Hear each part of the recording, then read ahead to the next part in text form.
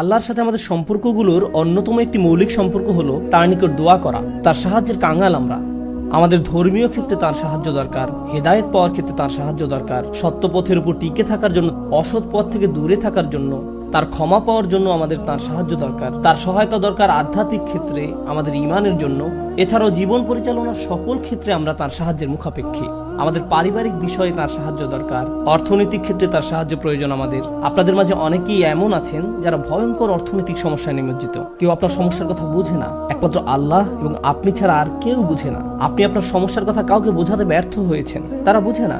একমাত্র আল্লাহ ছাড়া আর কেউ জানে না আপনি কি মুসিবতে জীবন অতিবাহিত করছেন। আমাদের সকলেরই কোনো না কোনো সমস্যা রয়েছে। আল্লাহ নিজেই দুনিয়ার জীবনের এই বাস্তবতার কথা কোরআনে উল্লেখ করেছেন। তিনি বলেন, লাকাদ খলাকনাল ইনসানা ফি কাবাদ। নিশ্চয়ই আমি মানুষকে শ্রম নির্ভর রূপে সৃষ্টি করেছি। হয় আপনি মানসিকভাবে পরিশ্রান্ত, না হয় ইমোশনালি আপনি ক্লান্ত।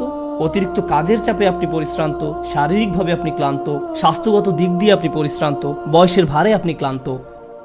আপনার সমস্যা থেকে বের হয়ে আসার জন্য অনেক সমাধান খুঁজছেন, কিন্তু কিছুই কাজ করছে না।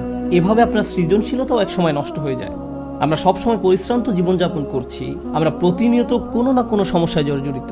এই সমস্যাগুলো আমাদের চিন্তা শক্তির বেশিরভাগ অংশ দখল করে রাখে। অনেক সময় ইতিবাচক চিন্তা করার জন্য নিজের উপর জোর খাটাতে হয়, কারণ আপনি যদি জোর করে ইতিবাচক চিন্তা না করেন, তাহলে নেতিবাচক চিন্তাগুলো সবসময় এসে আপনার মাথায় জড়ো হয়ে থাকে। সব সমস্যা যেগুলো সমাধান দরকার, এগুলো নিয়েই আমরা সবসময় চিন্তামগ্ন থাকি। আল্লাহর সাথে আমাদের সম্পর্কগুলোর একটি হলো আমরা যেন আমাদের সমস্যাগুলো সমাধানের জন্য তার নিকট দোয়া করতে পারি। আমাদের যা যা দরকার আমরা যেন সেটা তার নিকট চাইতে পারি।